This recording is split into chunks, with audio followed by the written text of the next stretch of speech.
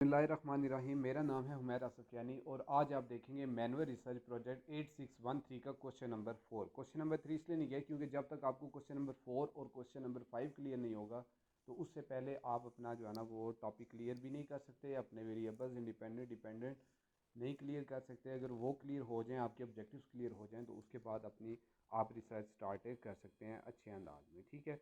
और ये आपने एक चीज़ याद रखना है कि ये आपने सुपरवाइज़र की हेल्प से ही जो है ना फाइनल करना है अपने वेरिएबल्स और अपने ऑब्जेक्टिव। इससे पहले नहीं, जब तक आपके सुपरवाइज़र फाइनल नहीं करते तो उसके उससे पहले आप अपनी रिसर्च भी स्टार्ट नहीं कर सकते। ठीक है। तो चलें जी स्टार्ट करते हैं। क्वेश्चन नंबर 4 है, what were the major variables construct of your project, give definitions or descriptive from literature. ठीक है जी। अब इसमें ये कह रहा है कि सबसे पहले क्वेश्चन नंबर 5 में कि आपने जो थीम सब थीम और टॉपिक सेलेक्ट किया उसमें आपने वेरिएबल्स बताने होंगे। ठीक है। What were the major variables construct of your project और give definition descriptive from literature. और आपने किसी बुक के थ्रू जो है ना वो इनकी डेफिनेशन वगैरह बतानी है। सबसे पहले बताना है कि वेरिएबल्स क्या होता है रिसर्च के अंदर, और इंडिपेंडेंट वेरिएबल क्या है, डिपेंडेंट वेरिएबल क्या है। तो इसमें हम देखते हैं जी हमारे पास कौन कौन से जी इंडिपेंडेंट और डिपेंडेंट वेरिएबल। तो सबसे पहले हम चेक करते हैं, जो हमने लिखना है पहले शुरू से वो ये लिखना है कि व्हाट इज़ वेरिएबल। वेरिएबल है क्या? A variable is defined as anything that has a quantity और क्वालिटी दैट वेरीज। अब वेरिएबल क्या चीज़ है कि वो डिफाइन करती है, अपने अंदर रखती है क्वांटिटी और क्वालिटी को, और इसकी क्वांटिटी और क्वालिटी चेंज होती रहती है। ठीक है। ये था variable. A variable in research, research में वेरिएबल का क्या मतलब है? Simply refers to the person place thing और phenomena that you are trying to measure in some way. तो जिसमें हम कोई पर्सन, प्लेस या फिर कोई फिनोमिना जिसको जो है ना वो मेजर करने के लिए हम कुछ तरीका इख्तियार करते हैं, तो उसमें वो फिर चीज़ें क्वालिटी या क्वांटिटी चेंज भी होती है। तो इसको आप जो है ना वो वेरिएबल कह सकते हैं रिसर्च के अंदर। अब इंडिपेंडेंट और डिपेंडेंट वेरिएबल क्या है?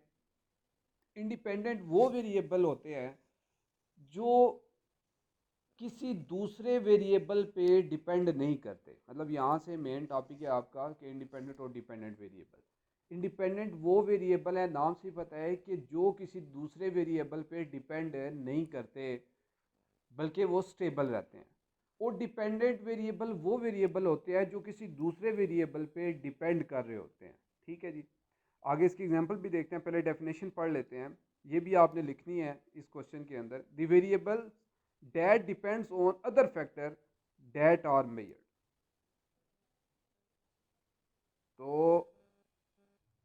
तो इसमें सबसे पहले कि the variables that depends on other factors that are measured, मतलब किसी दूसरे पे डिपेंड कर रहे होते हैं और उनको हम मेजर करते हैं। These variables are expected to change as a result of an experimental manipulation of the independent variable. अब इसका मतलब क्या है? जैसे फॉर एग्जांपल डिपेंडेंट वेरिएबल हम ऐसे कर सकते हैं कि आप कहते हैं जी आपकी सेल और एडवर्टाइजिंग। अब देखिए कि जो सेल है वो किस पे डिपेंड कर रही है? एडवर्टाइजिंग पे। आपकी कंजम्पशन किस पे डिपेंड कर रही है? इनकम पे। इसका मतलब है कि जो आपकी सेल्स वेरिएबल है वो आपका डिपेंडेंट वेरिएबल है, और जो इनकम जो एडवर्टाइजिंग है वो इंडिपेंडेंट वेरिएबल है। ठीक है। क्यों? क्योंकि जो सेल है वो डिपेंड कर रही है एडवर्टाइजिंग पे, लेकिन एडवर्टाइजिंग वेरिएबल डिपेंड नहीं करता सेल पे।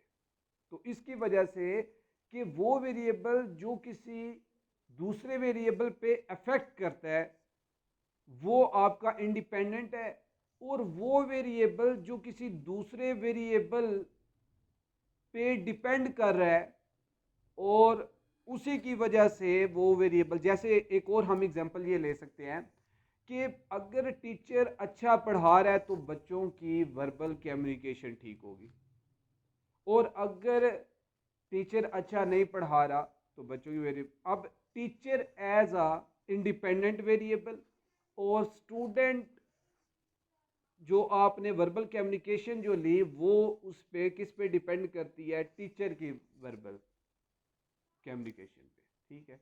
तो इसका मतलब है कि जो वर्बल कम्युनिकेशन स्टूडेंट्स की है वो बेसिकली डिपेंडेंट है किसके, टीचर पे, ठीक है जी। तो परफॉर्मेंस कह सकते हैं, ठीक है, परफॉर्मेंस एज ए इंडिपेंडेंट के टीचर की परफॉर्मेंस पे डिपेंड करती है, ठीक है, लेकिन परफॉर्मेंस डिपेंड नहीं करती वर्बल कम्युनिकेशन पे, ठीक है। तो ये आपने यहाँ से ऐसे क्वेश्चन नंबर 4 लिखकर इसमें आपने ये हेडिंग्स के साथ ये आपने इसकी डेफिनेशन वगैरह लिखनी है और बतानी है। मैं अब आपने आ जाना है अपने रिसर्च टॉपिक की तरफ, जहाँ पर आपने लिखना है कि in this research there are two main variables are as under, कौन कौन से, वर्बल कम्युनिकेशन और सेकेंडरी लेवल, ठीक है जी। वर्बल अब दो हमने, अब आपने इसमें बड़ी इंपॉर्टेंट जो वेरिएबल एग्जिस्ट करते हैं आपकी रिसर्च के अंदर, आपने वही चूज करने हैं, ठीक है जी। आपने देख, और कम से कम दो मैंने लिखे हैं, ठीक है, ये कम से कम दो हैं, दो से ज्यादा ही कोशिश करें कि आप लिखें अपने जो है ना वो वेरिएबल्स, ठीक है। अब इसमें हमने दो वेरिएबल्स तो सिलेक्ट कर लिए, लेकिन उसने एक और बात ये की थी, एक उसने ये बात की थी इस क्वेश्चन के अंदर, अगर आप गौर से देखें यहाँ से, ठीक है, ये मैं थोड़ा जूम कर रहा हूँ, देखिए लिखा हुआ है what are the key terms in your topic are study, ठीक है जी। What are the key terms क्या है इसमें, what do you mean of these terms, इनका मतलब क्या है, और what particular meaning you will attach to the learn when used in this project, what particular meaning you will attach to the term when used in this project। अब इसका ये मतलब है कि इसमें देखिए रिसर्च में जब भी आप कोई वर्ड यूज करते हैं तो उसका कोई ना कोई एक मीनिंग होता है, ठीक है, उसका कोई ना कोई मतलब होता है, कोई खास मतलब होता है। तो वो की टर्म्स पहले आपने बतानी है, आपने की टर्म फॉर एग्जांपल आपने ले ली वर्बल कम्युनिकेशन, ठीक है जी, ये आपके पास की टर्म्स हैं, एक वर्बल कम्युनिकेशन है और एक आपके पास सेकेंडरी लेवल है, मैं यहां पर लिख भी देता हूं, वर्बल कम्युनिकेशन एक आपके पास की टर्म है,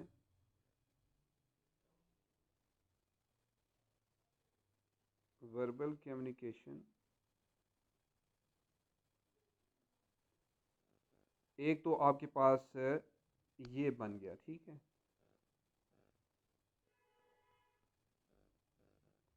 और सेकंड आपके पास सेकेंडरी लेवल,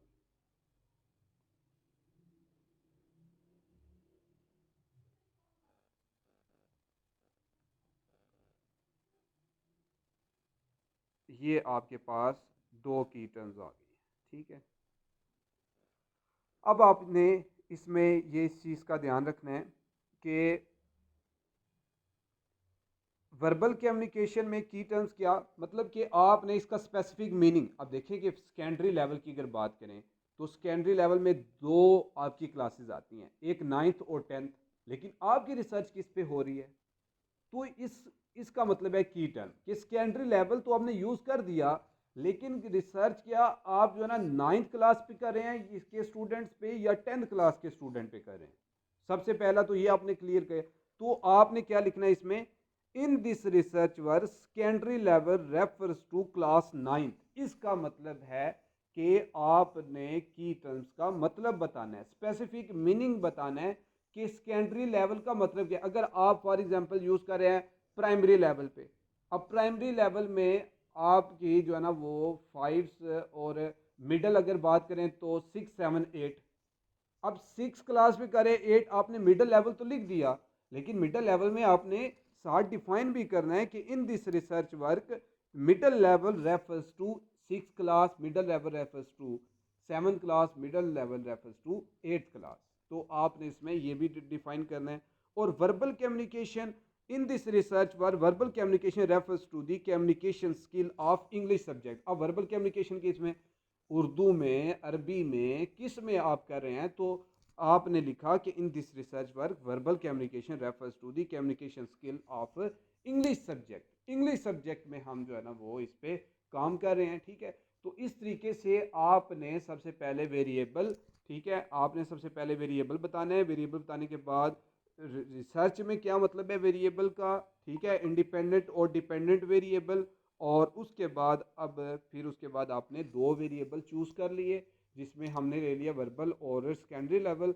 फिर आपने उनका की टर्म्स का मतलब बताना है कि की टर्म्स का क्या मतलब है। वो फिर आप जब उसको एक्सप्लेन करेंगे तो फिर पता चलेगा कि आपकी रिसर्च बेसिकली किस क्लास पे आप कर रहे हैं। और आप अगर किसी स्किल को इम्प्रूव कर रहे हैं या कोई आपने टेक्निक ली है, तो वो आपने किस सब्जेक्ट में करना चाह रहे हैं, ठीक है जी। वो किस सब्जेक्ट में उनकी इम्प्रूवमेंट ला रहे हैं। जैसे प्रॉब्लम सॉल्विंग है तो वो किस सब्जेक्ट में कर रहे हैं, तो मतलब उनके अंदर एबिलिटी पैदा करना। तो ये इस तरह की चीज़ें आपने ध्यान में रखना है। और मैं बार बार कह रहा हूँ कि वेरिएबल्स आपने सुपरवाइज़र के साथ डिस्कस करने के बाद ही फाइनलाइज करने हैं। अदरवाइज़ अगर आपने रिसर्च स्टार्ट कर दी इन वेरिएबल्स की बेस पर, तो फिर आपके लिए इशू ये होगा कि अगर सुपरवाइज़र बोलें कि वेरिएबल नहीं ठीक, तो फिर आपके लिए ये इशू बन सकता है। तो आप स्टार्टिंग जो प्री फर्स्ट क्वेश्चन है वो तो आपने लिख लिया, लेकिन उसके बाद पहले आपने क्वेश्चन नंबर 4, क्वेश्चन नंबर 5 इंशाल्लाह मैं कोशिश कर रहा हूँ कि शाम तक आपको जो है ना वो ये भी आज ही मैं सेंड कर दूं। लेकिन अगर आज ना हो सका तो इंशाल्लाह उम्मीद है कि कल तक आपको ये मिल जाएगा सॉल्यूशन। तो आपने फिर क्वेश्चन नंबर 5 में भी देख लेना है, वो भी बिल्कुल सिंपल सा ही है। तो ये आप अपने पहले सुपरवाइज़र से क्लियर करवा लीजिएगा। मैं उम्मीद करता हूँ आपको लेक्चर पसंद आया होगा। दुआ में याद रखिएगा। ओके जी, अल्लाह हाफिज़।